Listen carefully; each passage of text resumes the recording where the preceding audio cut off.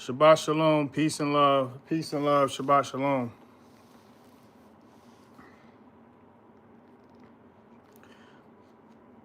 I'm going to be reading from the book of Isaiah, chapter 16 through 20. Bear with me as I try to get through this, y'all willing. Peace and love. Try to get through this with peace and love. The book of Isaiah, chapter 16, verse 1. Send a lamb to the ruler of the land. Send a lamb to the ruler of the land from Selah to the wilderness, to the mountain of the daughter of Zion. Verse 2. And it shall be like a wandering bird, a nest thrown out, so are the daughters of Moab. So are the daughters of Moab at the fords of Arnon. Verse 3. Bring counsel, execute judgment, make your shadow like the night in the middle of the day. Hide the outcast. Do not betray him who escapes. Verse 4. Let my outcast dwell with you, O Moab. Be a shelter to them from the face of the ravager. For the oppressor has met his end. Destruction has ceased. Those trampling down have perished from the land. Verse 5. And in loving commitment, the throne shall be established, and one shall sit on it in truth, in the tent of Dawid, judging and seeking right ruling, and speeding righteousness. So this is obviously depicting the Messiah. This is the book of Isaiah, chapter 16, and I just read from 1 to 5, and it's clear that this is depicting the coming of the Lamb, because this is how the chapter begins. It begins by saying, "Send a lamb to the ruler." So it leads to verse 5 where it says, verse 4 where it says, "For the oppressor has met his end, destruction has ceased. Those trampling down have perished from the land." And then in verse 5, it says, in loving commitment, the throne shall be established. That throne would be the throne of the Mashiach, the Messiah, Yahushua HaMashiach, the only begotten Son. And one shall sit on it in truth. One shall sit on it in truth, in the tent of Dawid. So that's the lineage of David. That's the lineage of David, judging and seeking right ruling, judging and seeking fairness, and speeding righteousness, speeding obedience, speeding righteousness, and everyone obeying this fairness, everyone obeying, respecting each other, treating each other as they want to be treated. That's the goal of obedience. That's the goal of the instructions of God. That's the goal of the spiritual laws of God. The spiritual government of God is for everyone to treat each other how they want to be treated. That's the goal, and that's the world we will live in. Y'all willing, we, speedingly, this righteousness, this fairness, this right ruling shall come. Verse 6. We have heard of the pride of Moab, very proud of his pride, his arrogance, and his rage. His boastings are not true. We can point Moab can be most people. Most people, especially with a camera in their face. You know, most people with a microphone in front of their lips and a camera in their face can be this Moab, this from a people of Moab. It says, we have heard of the pride of Moab, very proud of his pride, his arrogance, and his rage. His boastings are not true. Sounds familiar, right?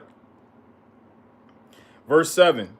So Moab wails for Moab. Everyone wails for raisin cakes of Ker Harasheth. They moan. They are utterly smitten. Verse 8. For the fields of Heshbon languish, the vine of Sibmah, the masters of the nations have broken down its choice plants, which have reached to Hazar and wandered through the wilderness. Her branches are stretched out. They are gone over the sea. Verse 9. Therefore, I bewail the vine of Sibmah with the weeping of Hazar. I water you with my tears, O Heshbon, and Elale, for acclamation have fallen over your summer fruit and your harvest. Verse 10, gladness is taken away, and joy from the orchard. In the vineyards there is no singing. In the vineyards there are no singing. There is no singing, nor shouting. No treaders tread out wine in their presses. I have made their acclamation cease.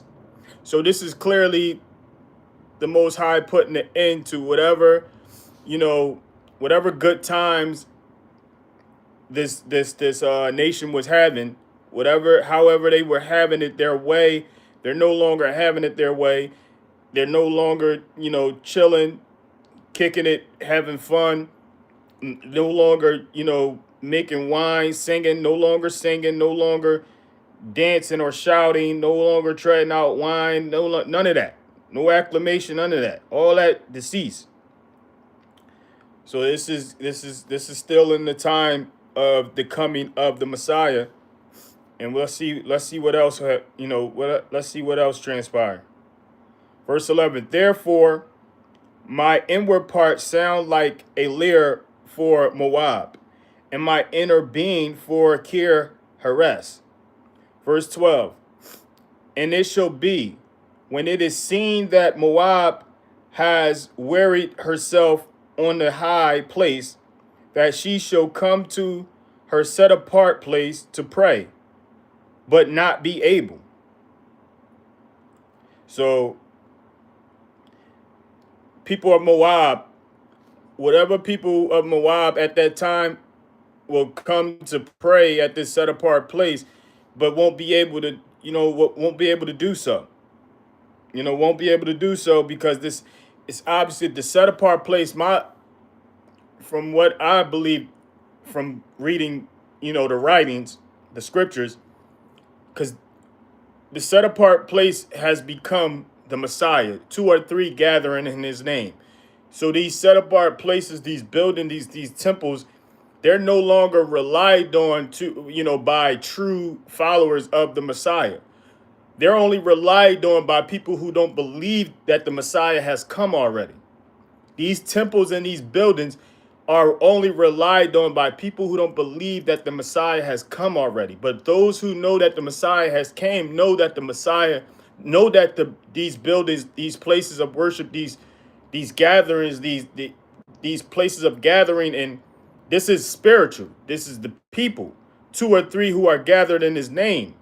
So these are the people, only people who are truly true followers, true students, true disciples, true taught ones of the Messiah's teachings know that these buildings, like he's the spiritual building, he's the spiritual church, he's the spiritual temple, he's the spiritual set apart place, and that we gather when two or three are gathered in his name. Two or three or more are gathered in his name. But so this explains why it says, and it shall be when it is seen that Moab has wearied herself on a high place, that she shall come to her set apart place to pray, but not be able, because it pretty much no stone would be on top of each other, like the Messiah said it would. It would, in the book of Matthew, chapter 24. No stone would be left on top of each other. Like, so this is why, there will be no building for you to enter and pray in worship and all that, because you would know that the spiritual building is the Messiah, that we gather two or three who gather in his name. That becomes the spiritual assembly. And this is how it would be. Verse 13. This is the word which Yahuwah has spoken concerning Moab since that time.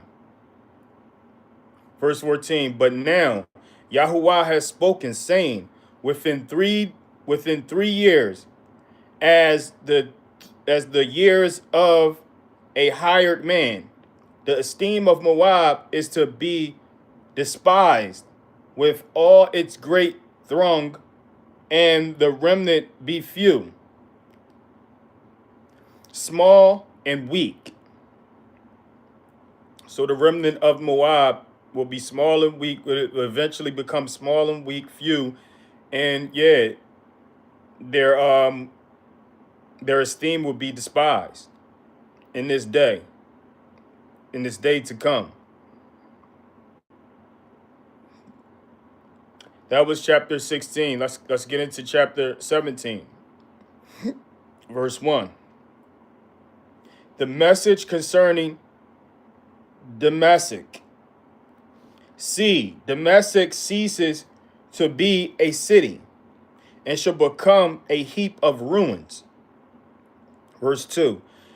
The cities of Arar are forsaken.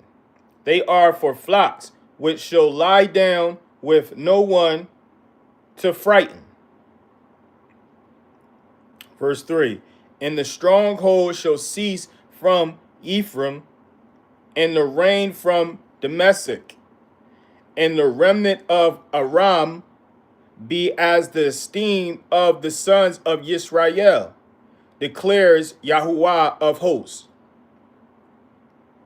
Verse 4. And in that day it shall be that the esteem of Jacob wines, and the fatness of his flesh grows lean. So the esteem of Jacob, will wine out in the fatness of the flesh will grow lean, like basically it'll lose power. Everyone will be losing their power, their positions of power. Each nation will start losing their positions of power, and this is what we're seeing. This is the trend that we're seeing after the coming of the Lamb, or immediately, as the Lamb, is there.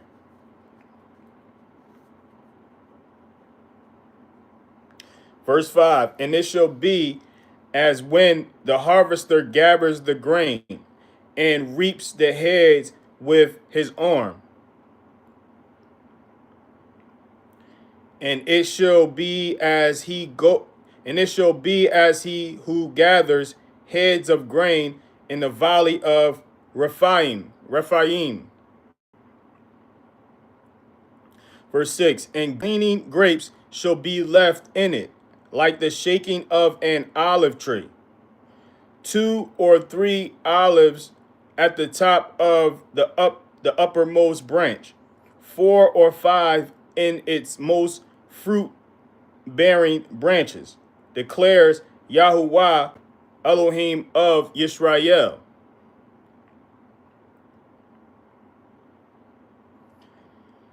Verse 7, in that day man shall look to his maker, and his eyes turn to the set apart one of Yisrael.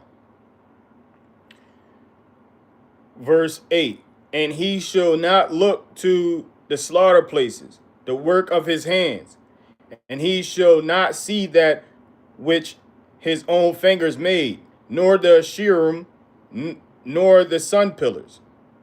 So this will be the day all men will realize, like, these places of these slaughter places, these places to that you're used to going to, give these offerings. There will be they'll it'll be no point. It will be no point of going to these places. It'll be no point of having these objects, that the work of your hand, that these Asherims and these sun pillars. It would be no point of any of this, no point whatsoever, because man shall see that they should be looking at their maker. They should be looking at the set apart one of Yisrael, which is the Messiah.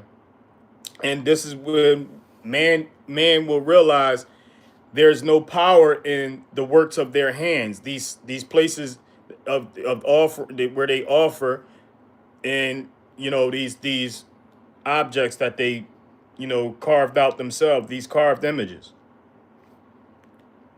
Verse 9, in that day his strong cities become like a forsaken forest, and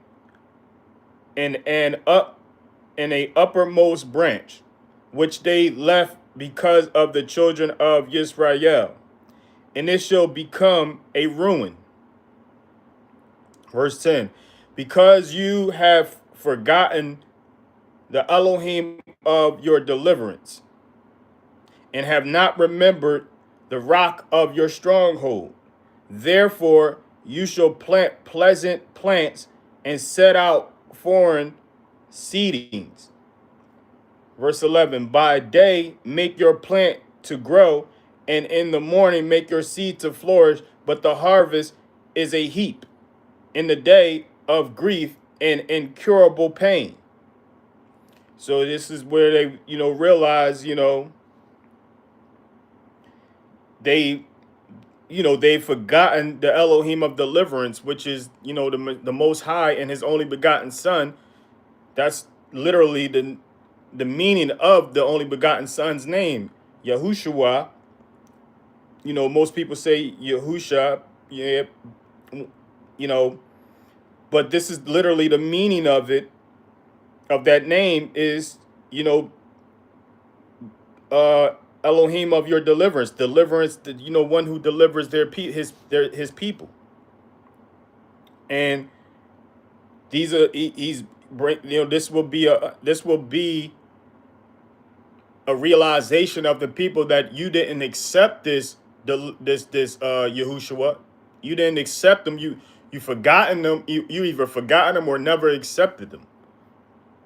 And this is the this is the consequences of that. This is what they will reap. This is what they will reap for what they sown. Verse 12, woe to the uproar of many people who make a noise like the roar of the seas, and to the rushing of nations that make a rushing like the rushing of mighty waters. Verse 13. Nations rushing like the rushing of many waters, but he shall rebuke them, and they shall flee far away, and be chased like the shaft of the mountains before the wind, like whirling dust before the whirling wind. Verse 14. At eventide, look, alarm. Before morning, it is no more. This is the portion of those who plunder us and the lot of those who rob us. So he's going to make nations upon nations flee, like the dust flee from wind. Like he's going to make nations flee. They're going to be rushing, getting together, trying to, go up against and rebel. It's going to end with them fleeing. It's going to end with them fleeing. That was chapter 17. Let's get into chapter 18. Verse 1. Woe to the land shadowed with whirling wings, which is beyond the rivers of Cush. Verse 2.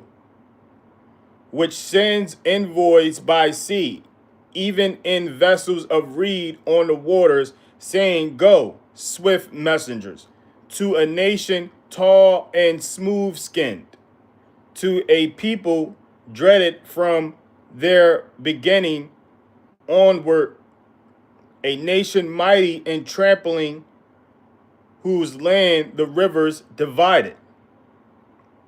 Verse 3. All inhabitants of the world, and you that dwell on the earth, when a banner is lifted up on the mountains, look, and when a shofar is blown, hear.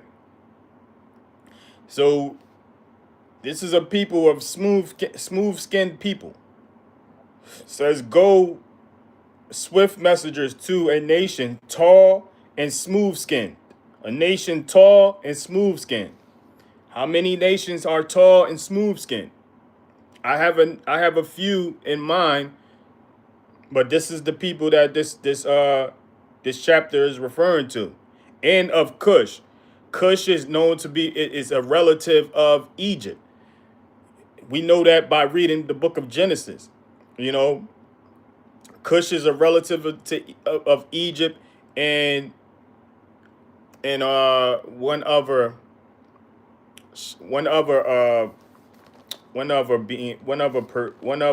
nation of people. But these from my understanding, this is these are people of brown skin.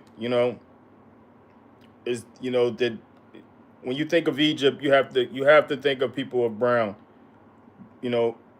brown complexion. So it's the offspring of, they're literally the offspring of Ham.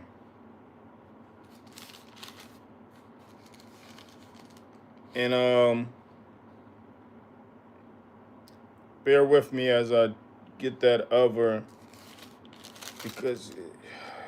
other name of that nation. Canaan. So yeah, you have Cush, you have Canaan, and the Cush was one who brought forth Nimrod.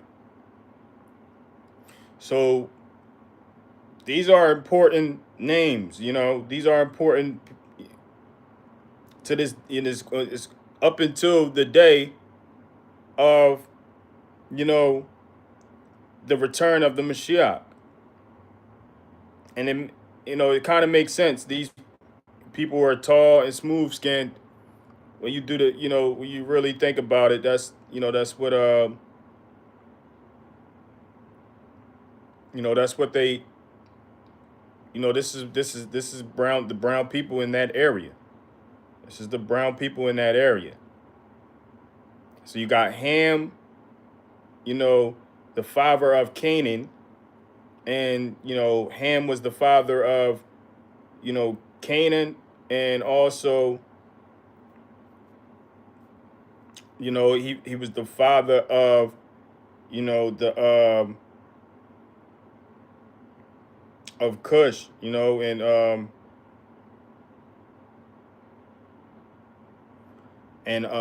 in Egypt. So yeah, that was something of importance.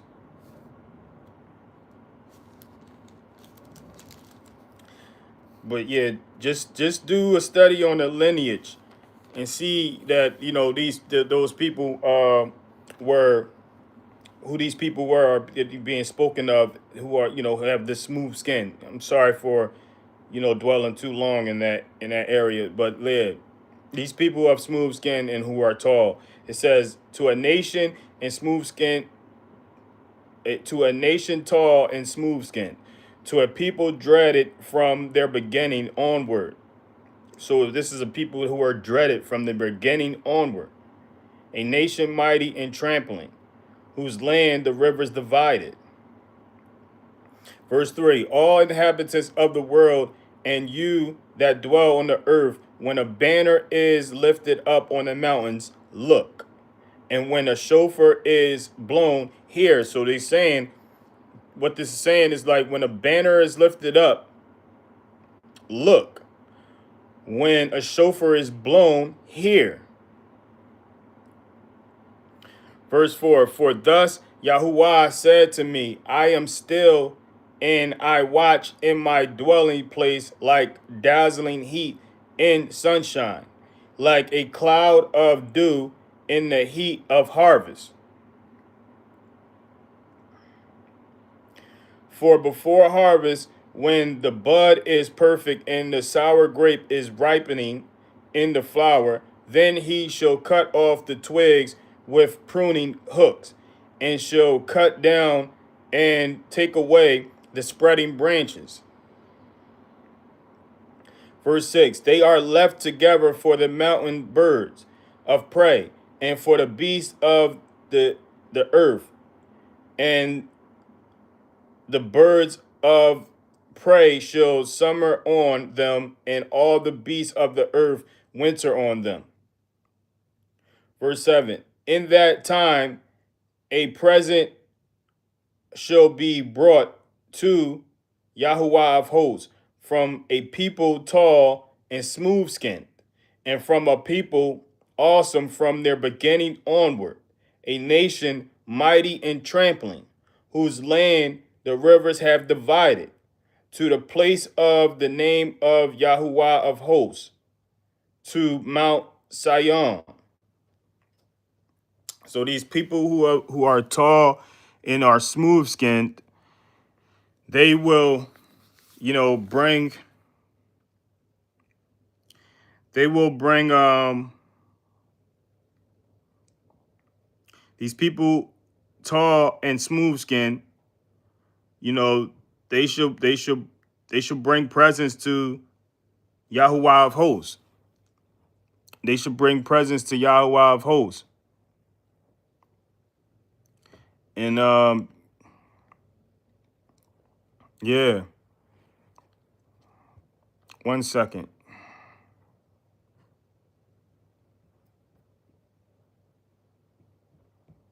So I believe I should be completing this chapter.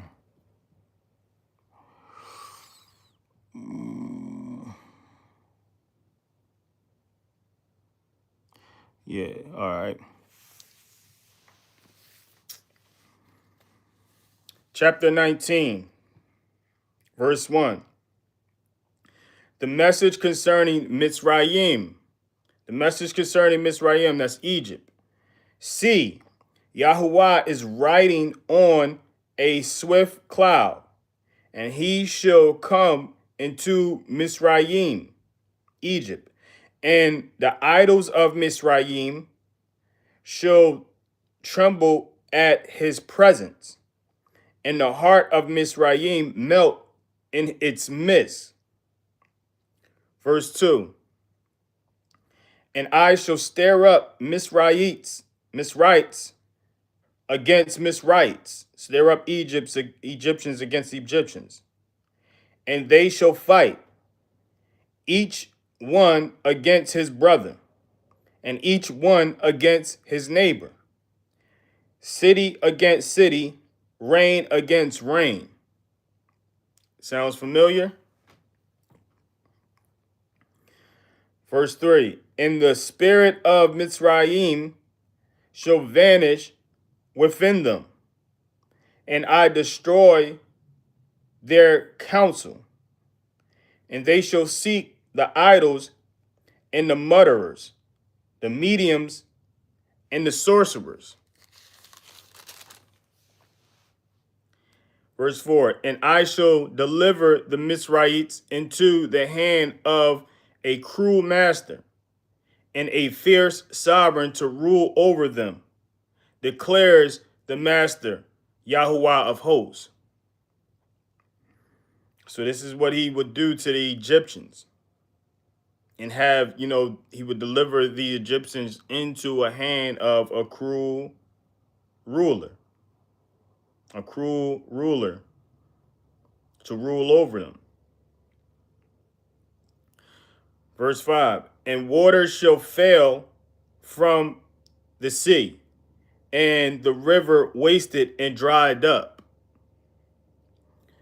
Verse 6, and the river shall stink, and the streams shall be weak and dried up. Reeds and rushes shall wither.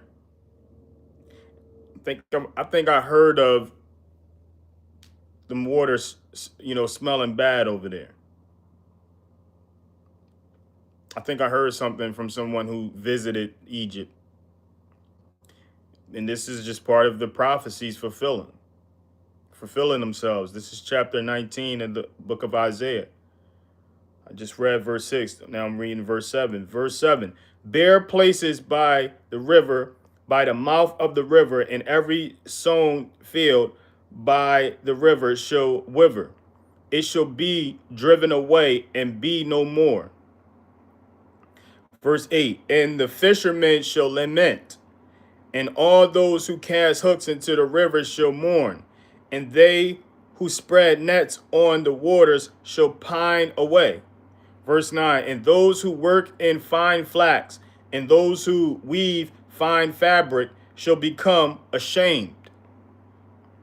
Verse 10, and its foundations shall be crushed, all the wage workers grieved in being. Verse 11, the princes of Zoan are only fools.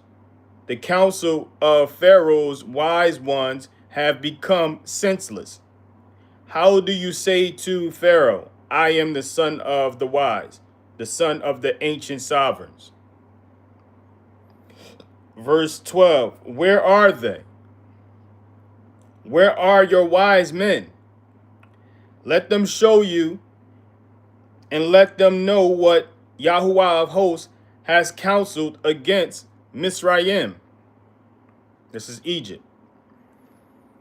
Verse 13, the princes of Soan have become fools. The princes of Noph are deceived. They, the cornerstone of her tribes, have led Mizraim astray. Verse 14, Yahuwah have mixed a perverse spirit in her midst, and they have led Mizraim astray in all her work, as a drunkard strays in his vomit. Verse 15, and there is no work for Mizraim, by either head or tail, palm branch or bulrush. Verse 16, in that day Mizraim shall become like women, and tremble and fear because of the waving of the hand of Yahuwah of hosts, which he waves over it. Verse 17, in the land of Yehudah shall be a fear to Mitzrayim. Everyone who mentions it fears for himself because of the counsel of Yahuwah of hosts, which he has counseled against it. So they should fear Yehuda, the land of Yehuda next door. Sounds familiar? Sounds like, what's going on? Verse 18, in that day, 5 cities in the land of Mizraim shall speak the language of Canaan and swear by Yahuwah of hosts. One is called the city of destruction. Verse 19, in that day, a slaughter place to Yahuwah shall be in the midst of the land of Mizraim, and a standing column to Yahuwah at its borders. Verse 20, and it shall be for a sign and for a witness to Yahuwah of hosts in the land of Mizraim. When they cry to Yahuwah because of the oppressors, he sends them a savior and a great one, and shall deliver them. So this is what the Mizraims, this is what the Egyptians have to do. They have to cry out to the Most High in order to get deliverance. In order to, and they have to cry out in order to, the Most High to send them a savior and a great one, and shall deliver them, most likely the only begotten Son. Verse 21, and Yahuwah shall be known to Mizraim, and the Mizraites shall know Yahuwah in that day, and make slaughtering and meal offering, and shall make a vow to Yahuwah and pay it. Verse 22, and Yahuwah shall smite Mizraim, smite it and heal it. And they shall turn to Yahuwah, and he shall hear them and heal them.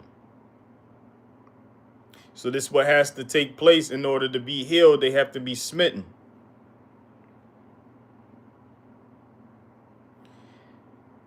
Verse 23, in that day there shall be a highway from Mizraim to Ashur, and Ashur shall come into Mizraim, and Mizraim into Ashur, and Mizraim shall serve with Ashur.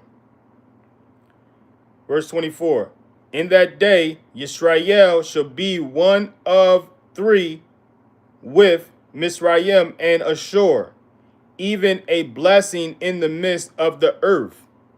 So in this day, Egypt, Ashur, and Yisrael shall be a big 3, and a blessing to the earth, and a blessing in the midst of the earth. So look for that. Verse 25, whom Yahuwah of hosts shall bless, saying, blessed is Mizraim, my people, and Ashur, the work of my hands, and Yisrael, my inheritance. So he literally calls Mizraim, Egyptians, his people. This is what the Most High is speaking through Isaiah, calling Egyptians his people, and Ashur, the work of his hands, and Yisrael, his inheritance. Take what you want from that.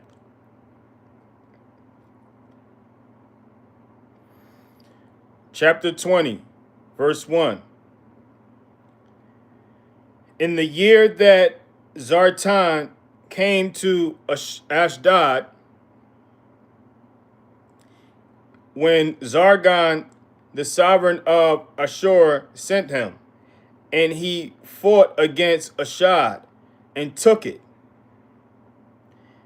Verse 2, at the same time Yahuwah spoke by means of Yeshayahu, son of Amoz, saying, go and remove the sackcloth from your body, and take your sandals off your feet. And he did so, walking naked and barefoot. Verse 3, and Yahuwah said, as my servant Yeshayahu, this is Isaiah, has walked naked and barefoot 3 years for a sign and a wonder against Misraim and Cush. Verse 4, so does the sovereign of Ashur lead away the captives of Misraim and the exiles of Cush, young and old, naked and barefoot, with their buttocks uncovered, the shame of Misraim. Verse 5, and they shall be afraid and ashamed of Cush, their expectation, and of Misraim, their boast. Verse 6, and the inhabitants of this coastland shall say in that day, see, such is our expectation, wherever we flee for help to be delivered from the sovereign of Ashur. And how do we escape? So this is, this is something that likely is to take place and may have taken place and may, continue to take place without us, even noticing it being a prophecy being fulfilled. That was the book of Isaiah chapter 16 through 20. I'm gonna log out and I'm gonna get back on and pick up, in the book of Matthews with the Torah teachings of Yahushua HaMashiach. I'm going to pick up with the Torah teachings of Yahushua HaMashiach in this next live. But I'm gonna close out this one because this was based on the book of Isaiah chapter 16 through 20. And I'm gonna pick back up, I'm gonna pick up a new live based on the book of Matthews and the teachings of the teacher, his instructions, his commands to his disciples, his students, and his prophecy in chapter 24. Peace, love, Shabbat shalom, peace and love.